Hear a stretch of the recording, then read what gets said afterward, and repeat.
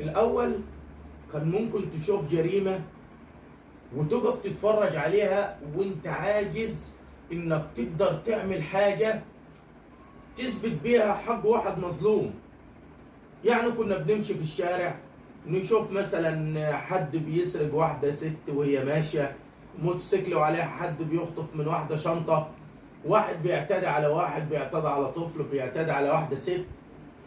فكنت بتبقى واقف في حيرة من أمرك، ما انتش قادر تعمل حاجة تساعد بيها المظلوم ده. لكن الحمد لله ان النهارده النيابه العامه ادت لك تصريح ان اي جريمه تقدر تصورها وتبعتها على رقم خاص بالنيابه العامه عن طريق الفيديو اللي معاك، من غير ما حد يسالك انت مين ولا تخش في مساءلات ولا اي شيء.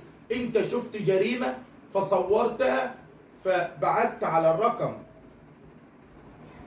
الخاص بيك او تقدمت لاقرب نيابه عامه وقدمت الفيديو بتاعك، انت كده ساعدت في انصاف مظلوم.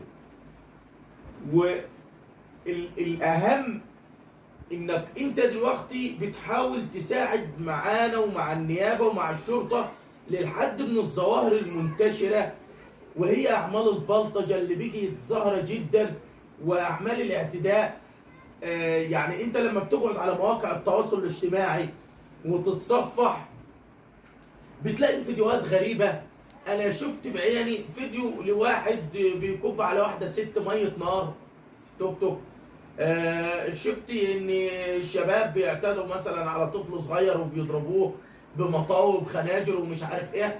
فالنهارده انت ما عدتش عاجز زي الاول على انك تقدر تثبت الجريمه دي، لا انت دلوقتي اي جريمه بتشوفها قدامك تمثل انتهاك او بتمثل مخالفه للقانون بتقدر تصورها وبتبعتها على اقرب نيابه عامه ليك او على الرقم بتاع النيابه العامه اللي هو بيبقى موجود، وهحاول اسيبه لك في التعليقات، على اساس انك انت كده شاركت وبنحاول نعالج في حته ظاهره البلطجه اللي بيجي ظاهره اليومين دول وبتاع، وليك الاجر والثواب وما عليكش المساءله. يعني في واحد يقول لك ايه، انا مش عايز اشتكي اصل اللي عمل العمل ده واحد بلطجي ومش عايز اخش معاه في مهاترات.